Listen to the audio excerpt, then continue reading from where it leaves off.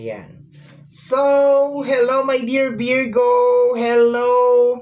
Happy holiday. Happy New Year. Eto na mga my dear Virgo, ang iyong first 15 days of January 2025. Okay? So, mga my dear Virgo, reminder lang tayo very quick na ang gagawin natin ngayon ay general readings. Hindi po ito 100% na magre-resonate para sa ating lahat. So, please mga my dear, lower your expectation pagdating po sa mga general reading. Let's go na tayo my dear Virgo.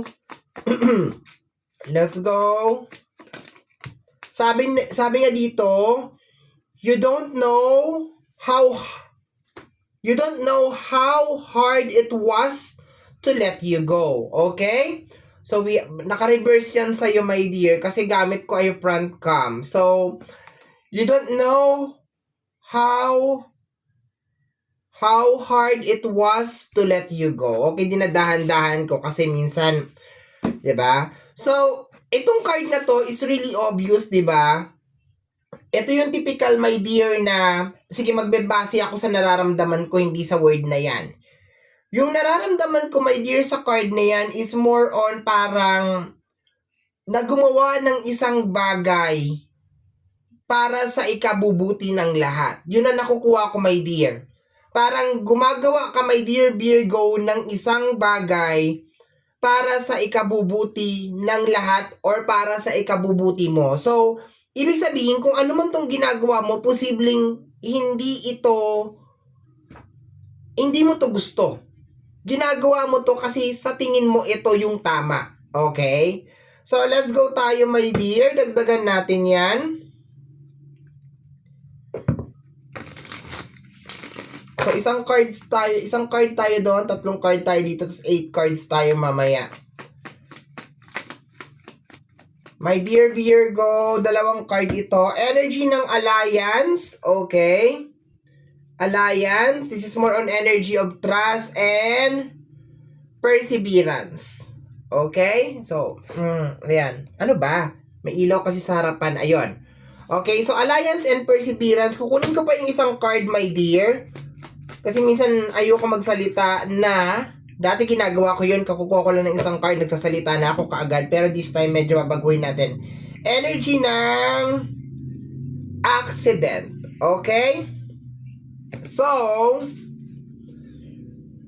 nakukuha ko dito, my dear, na parang may something na nangyayari sa'yo, my dear, sa first 15 days of January. Okay? So, definitely sa energy ng perseverance, may mga challenges na nangyayari sa'yo. Okay? May mga challenges, ibig sabihin may mga pagsubok, my dear, sa unang pasok pa lang, my dear, ng taon, meron na. Okay? And we have here the energy of accident. Okay? So, mag-ingat mga my dear, ha? Mag-ingat, okay? Yun lang sasabihin ko dito kasi posibleng meron mga danger or meron mga injury na mangyari, my dear, sa first 15 days of January. Itong energy ng Alliance, ito, my dear, yung typical na may kinalaman sa honesty, sa trust. So, parang nakukuha ko dito, my dear, na maliban sa meron kang pinagdadaanan na something sa first 15 days of January, okay? May something, parang basta may nangyayari, my dear. Itong nangyayari na to, ito din, my dear, yung susubok sa trust or sa pagiging honest ng isang tao. And base, my dear, sa card na nasa table natin, makikita mo, my dear, na parang hindi siya honest. Or hindi siya mapagkakatiwalaan. Parang ganoon na nakukuha ko, my dear. So, parang finally ba? Parang makikita mo, my dear, na teka, hindi honest tong tao na to. Hindi mapagkakatiwalaan tong tao na to. Parang ganoon na nakukuha ko. Parang sa kabila, my dear, ng pinagdadaanan mo sa first 15 days of January, merong sumasabay. May sumasabay siya, my dear. Parang may nagpapasawa, yun na nakukuha ko. And you finally decided, my dear Virgo, na parang ikakat mo na, my dear, yung kung ano man yung meron sa inyong dalawa. And hindi to magiging madali para sa'yo. Pero nakikita mo kasi, my dear, na ito yung makakabuti. Sabi ko nga, posibleng para sa lahat or para sa'yo. Kasi, parang na-break yung trust mo, na-break yung tiwala mo, my dear. Baka dahil sa kanya, my dear, mapapahamak ka. Posible kasi meron ka ditong energy ng accident. Baka dahil sa kanya, mapapahamak ka. Or dahil sa kanya, magkakaroon ka ng injury. Or malalagay ka sa danger, my dear.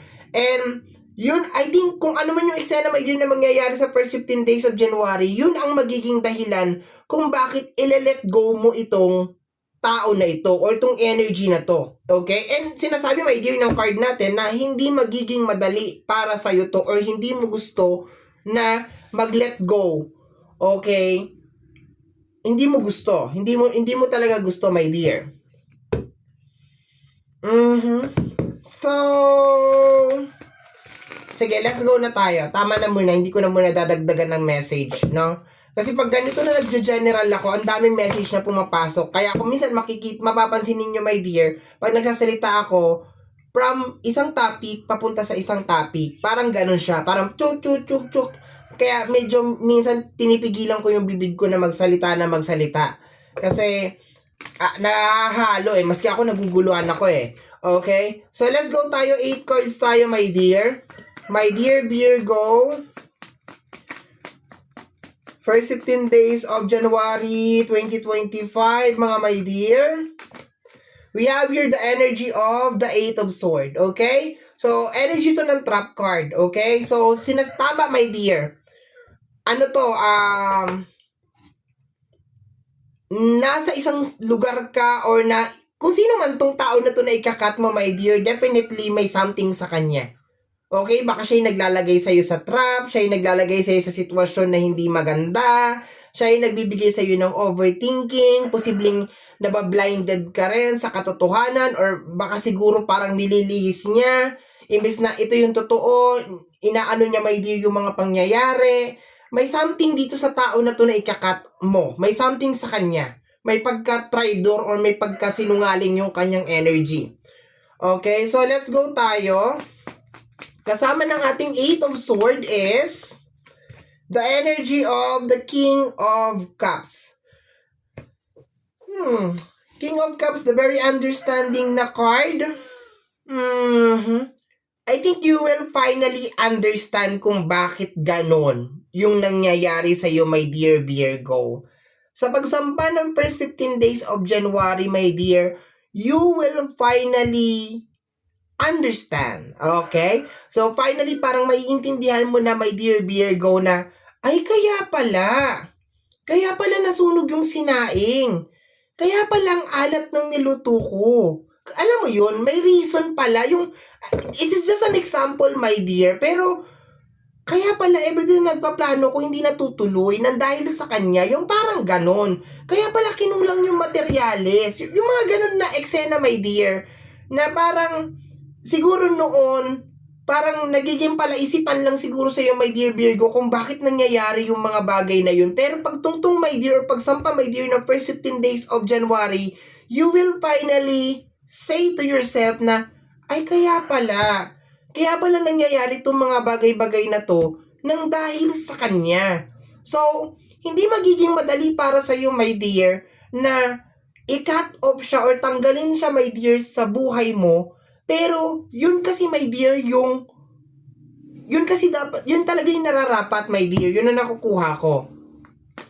Next is the 3 of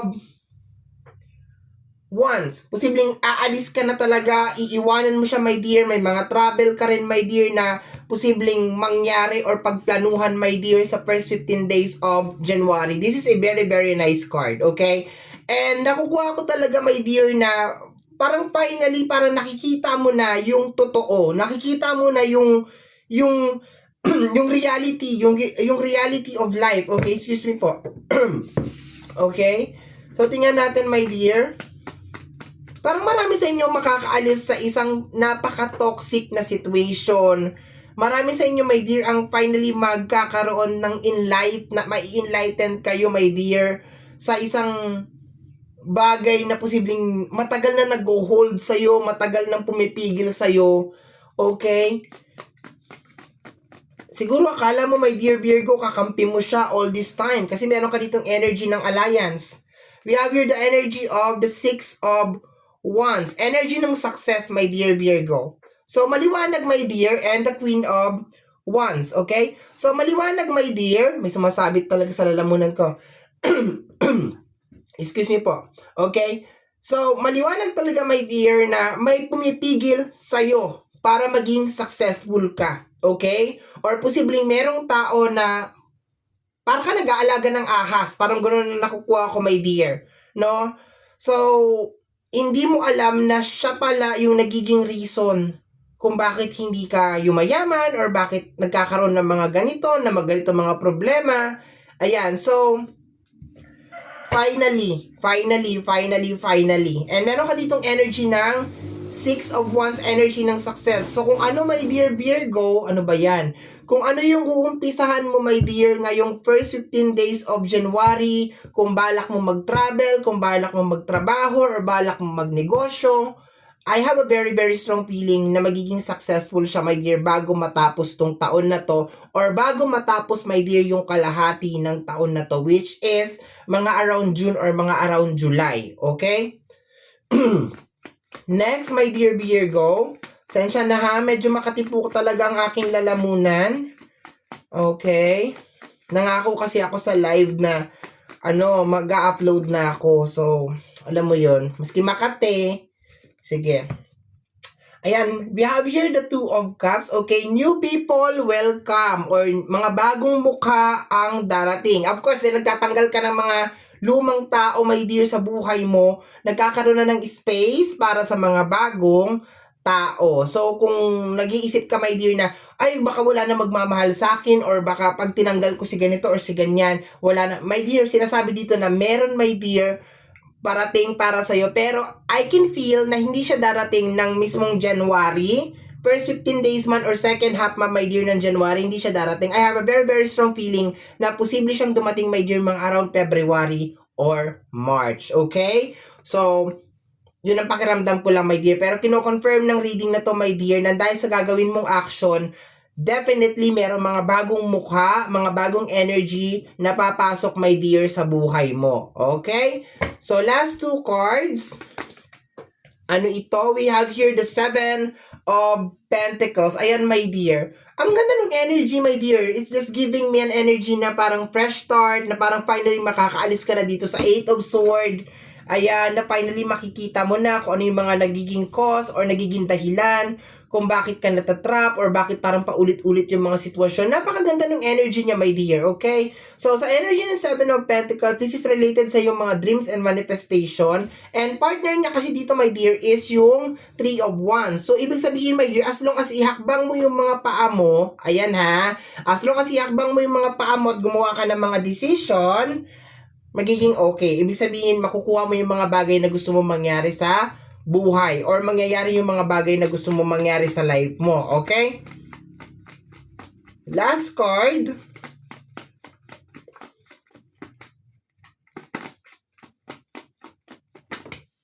Dami nito. Ilan to? Sige. 3 cards. Sige. Isang card na lang kasi pag binasa ko to, hahaba yung reading mo, my dear. Sige, last card na lang tayo. Sinabi ko last card. Kasi pag binasa ko yung tatlo na yun, hahaba na naman tayo. Okay? Kasi wala siyang magiging partner sa lamesa natin. Susundin natin yung rules. Sabi ko 8 cards lang, di 8 cards lang. We have here the energy of the Ten of Swords. Ayan, ending, my dear. Okay? Energy ng ending and parang finally parang magkakaroon ka na ng clear mind. Kumbaga finally, baka ikaw na rin mismo, my dear Virgo, ang mapapagod. Ikaw na rin, my dear Virgo, ang magsasawa. Yun na nakukuha ko dito. We have here the energy of the World card. Ayan, my dear. So that is, ano ba yung ilaw? That is a completion. Okay? Ibig sabihin completion and then magpo-full card ka na ulit. Ganun naman ang buhay natin eh. Completion and then full card. So, ibig sabihin magpo-full. Walang full card sa lamesa natin ngayon, my dear. Pero, to the point na meron kang world card, marami talaga sa inyo, my dear, ang posibleng mag-new beginnings or magpo-full card na energy. Once again, my dear, sinasabi ng card natin na as long as ihakbang mo lang yung mga paa mo, magiging successful ka. So, ibig sabihin, nasa iyo pa rin talaga yan. Ang napakaganda lang talaga dito, my dear, na energy is yung energy ng pagle-let go. Or finally, pagdi-detach. Yung finally, you are decided, my dear, na, ay, teka, hindi na pwede to. Tama na, yung parang ganon. Magiging mahirap para sa iyo to, my dear, kagaya na sinasabi ng card natin over here na you don't know how hard it was to let you go. Magiging mahirap para sa iyo to, my dear, pero sabi ko nga sa iyo kanina, gagawin mo kung ano yung sa tingin mo tama. Okay? So, my dear Virgo, yan ang reading mo para sa yung first 15 days of January 2025. Somehow, my dear, kung nagustuhan mo to, especially kung napadaan ka lang at kung napapanood mo to, nahihirapan ako mag-outro, no? Kung napapanood mo to sa ating Facebook, kasi finally nag-upload na rin ako sa ating Facebook, don't forget to follow yung ating Facebook page, mag-like din rin sa ating mga video doon, and mag-share, okay? Kung napapanood mo naman to sa ating YouTube channel, don't forget to subscribe, click yung notification bell para ma-update ka sa aking mga upload, and of course, YouTube and Facebook, YouTube, free to like, free to share, free to comment sa lahat ng ating mga videos. Once again, my name is RJ, also known as Apo J. Maraming salamat po, and until next time, bye-bye! Thank you, my dear. Salamat po!